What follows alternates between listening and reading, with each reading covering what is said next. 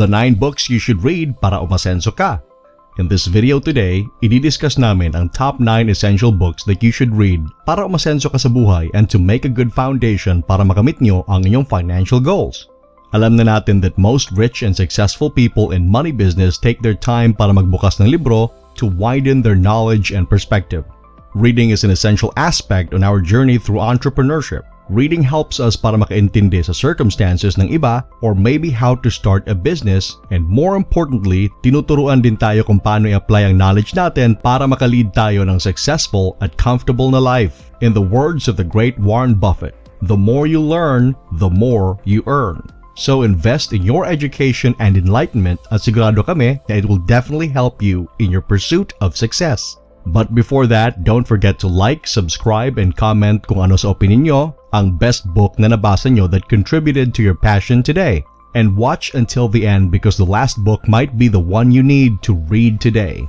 Now, without further ado, let's get on with the video. Number 1. The Richest Man in Babylon, George S. Clason. If there is a book that everyone has heard but not many people have read, this is it. The Richest Man in Babylon is the book na required talaga natin basahin as a foundation for our success. Ang award-winning, best-selling book ni George S. Clason. This book is one of the cornerstone piece of financial literature para ma-change ang ating mindset on financial literacy. The Richest Man in Babylon will lay ang mental principles required para maging mayaman. Ipapakita nito ang mga truths and information na we won't normally learn sa school. Debt, finance, investing, and credit management are all discussed sa literature na ito, and if anything else, after we read this, sigurado kami na may enlighten kayo sa pinaka-importante na principles when it comes to attaining your financial freedom, the 5 laws of gold. If you want to learn more tungkol dito, go ahead and check out our channel for Why Rich Gets Richer, Bakit ang Mahirap Lalong Naghihirap, the top 5 laws of gold. For more information, links in the description. Number 2. How to Win Friends and Influence People, Dale Carnegie. This timeless book ay sinulat noong 1936. That was several decades ago. Pero ang librong ito was proven to be one of the best-selling books in the history of human race. So bakit ba dapat natin basahin ang book na ito? You see, no matter who you are, kailangan talaga natin mag-deal with other people. Kagaya ng coworkers or friends natin every day of our life. Ang ability natin to make other people love us and support us ay essentially na bahagi na dapat nating i-consider para makamit natin ang success sa buhay. How to Win Friends and Influence People. It says it in the title itself. It's probably the best book na mabasa nyo in order to do just that. Just as the title says, ang book na ito will teach you how to win good friends and influence people. Number 3. You Can Negotiate Anything, Herb Cohen. So bakit nandito ang book na ito sa list natin ngayon? Dahil si Herb Cohen, while hindi siya popular na writer, happens to be the greatest negotiator sa buong mundo. He has negotiated with so many big deals galing sa mga small businesses hanggang sa mga malalaking nations.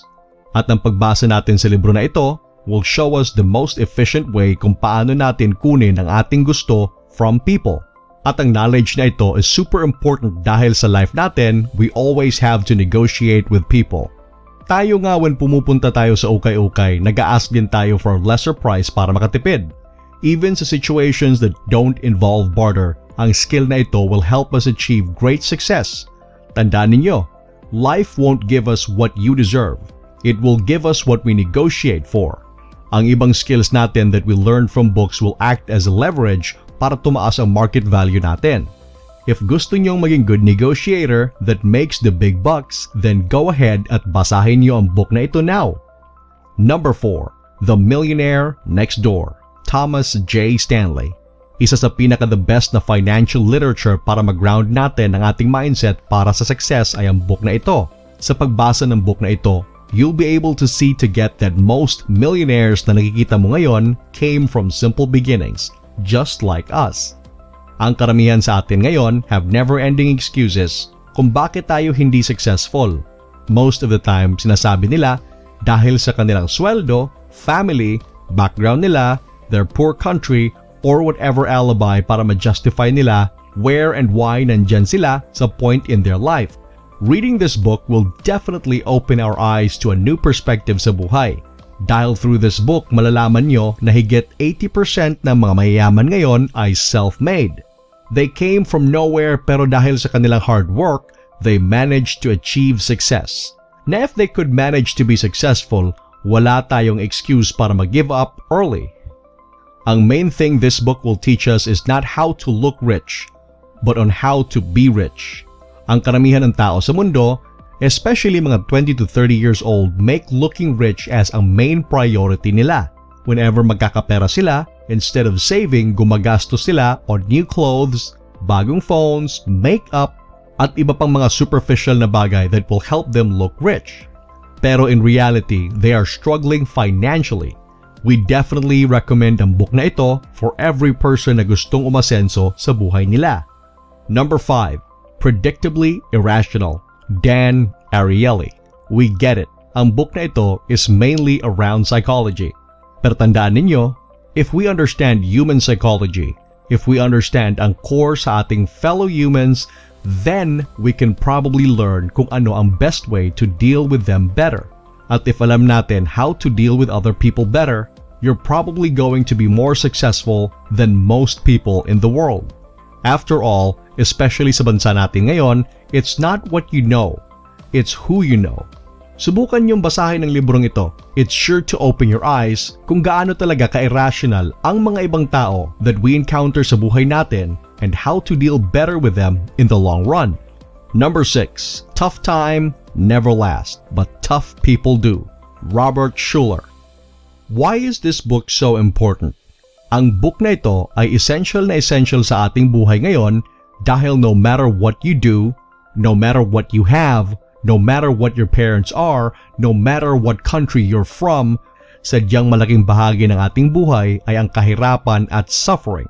We're sorry, pero yan ang katotohanan. Especially if we dream big at gusto nating ma-achieve ang ating success. We really have to go through some tough moments.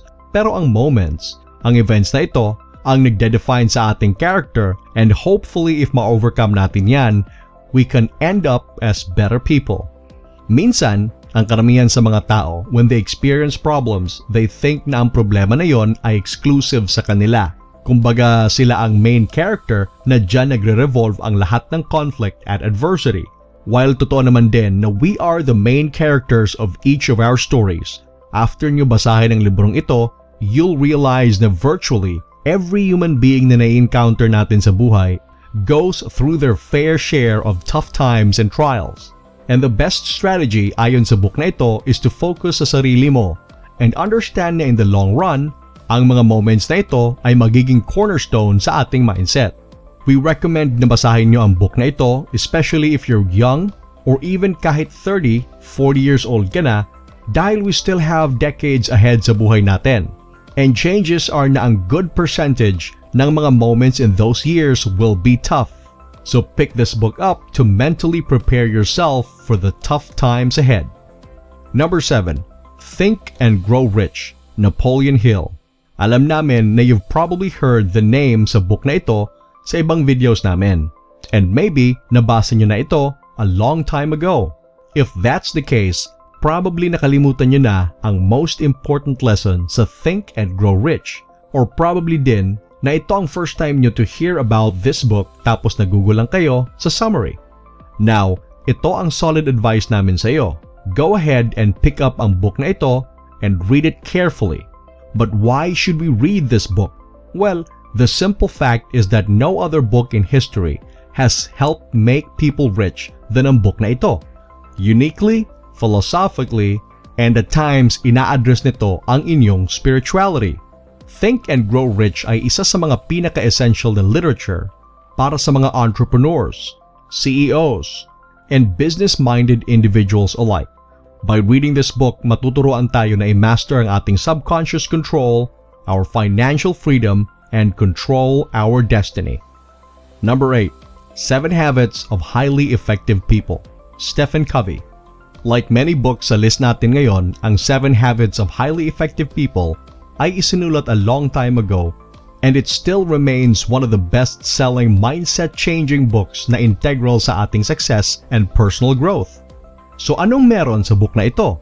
Well, you see, dear viewer, Stephen Covey actually analyzed the 7 habits that definitely make people succeed in life. Isa sa mga habit na inexplain sa book na ito is that ang mga tao who succeed in life are proactive. They take initiative. Successful people don't look at what is wrong sa buhay nila. Instead, they look at what they can do para ma-improve ang situation nila. Hindi sila naghahanap ng mga bagay to complain about. They look at what they can fix. Successful people don't wait for anybody para tulungan sila. Instead, they go out there and help themselves first. They don't wait for external forces to change their lives. They go out there and become the force that changes their future.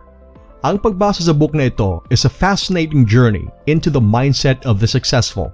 It allows us to develop ang framework for understanding success and using that understanding para sa ating future.